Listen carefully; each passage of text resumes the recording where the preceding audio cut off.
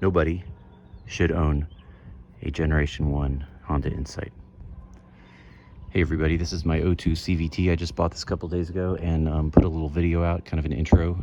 This will be the fourth Insight that I've bought and restored, refurbished, and then going to pass on. Actually, this is my third. I'm keeping that one because it's just special. That car's crazy special. I don't understand, but anyway, this is a great car also, and this has half the miles that has, and you can tell when you drive it. But so I'm going to be moving this on, and you know, I've had some good feedback just to the first video, and I enjoy doing these. Like I said, I got 100 or 200 people that are following these and leaving good comments. Someone asked a question the other day, and I was thinking about it when I was cleaning this today. It's just kind of the first day I've had really to spend time on it, so I'm cleaning it up and going through it, starting process. And they asked me, like, the question was, they said something like, I'd like to know kind of what kind of profit you're making flipping these Insights.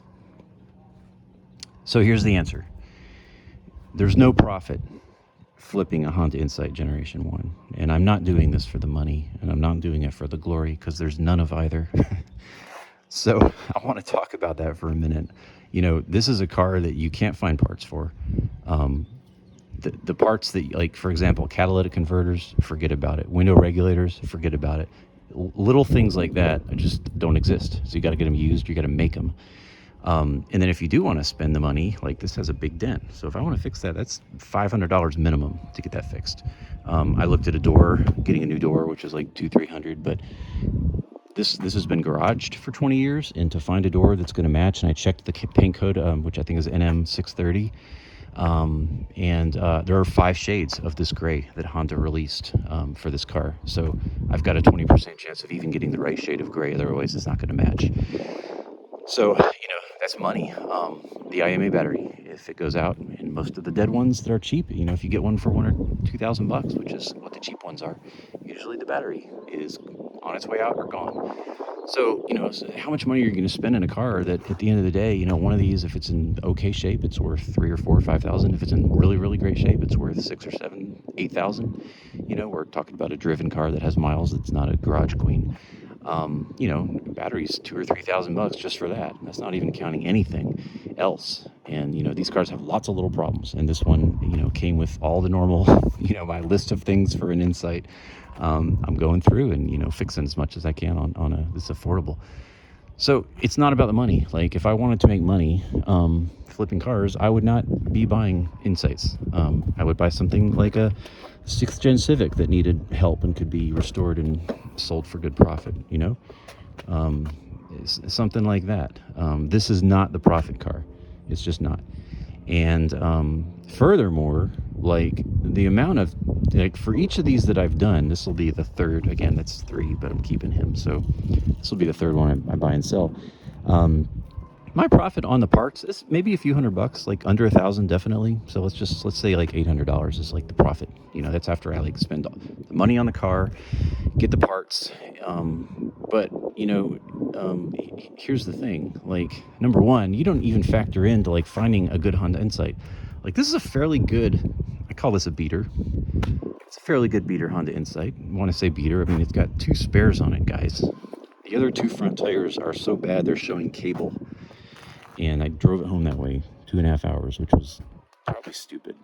Window doesn't work, variety of other things. The dent I mentioned, by the way, and just like, I got a list of 30 or 40 other things I'm checking out and repairing. So, you know, but this is a good one. I mean, I've looked at like 5 other Insights in person before I bought this one.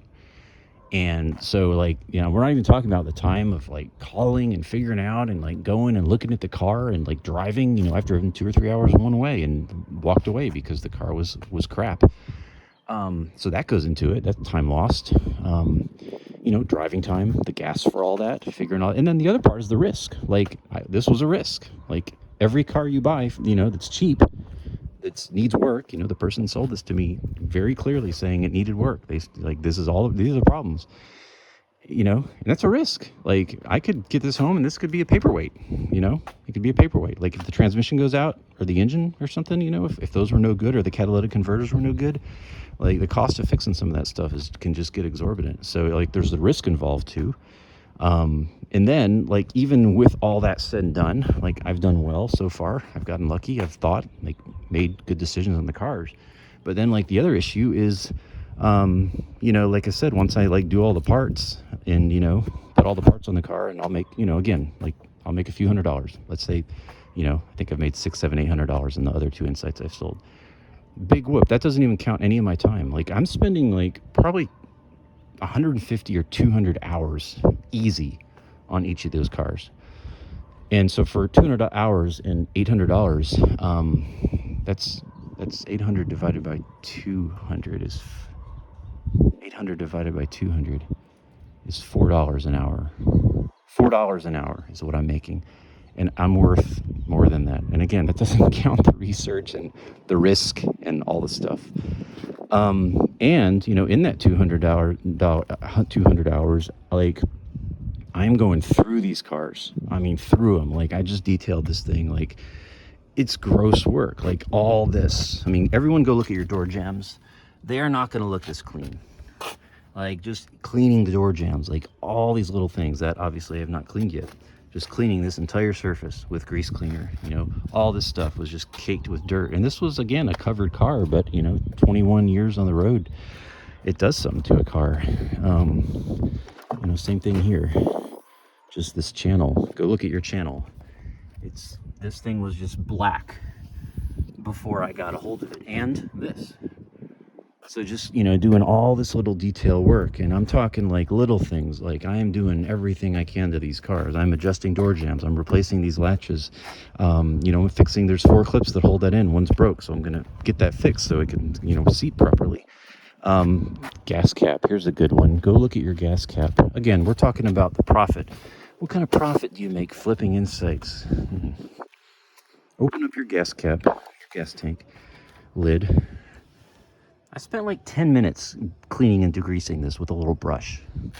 So just going through the whole car, like, just going through it and making it as good as possible. And then, like, the parts, like, I just bought some tires. So I got some tires on order, and, I've got all this stuff here. Just got the air filter, or the cabin filter. It's getting a new cabin filter. It's getting an oil change, an oil filter change. Obviously, it's going to get a CVT. I'm going to do the burnishing process with the CVT, and then put new fluid in it, and, like, all these chemicals and products here that I'm going to use probably half of these or more on this car. And it's going to get a ceramic polish and buff with my polisher, my orbital.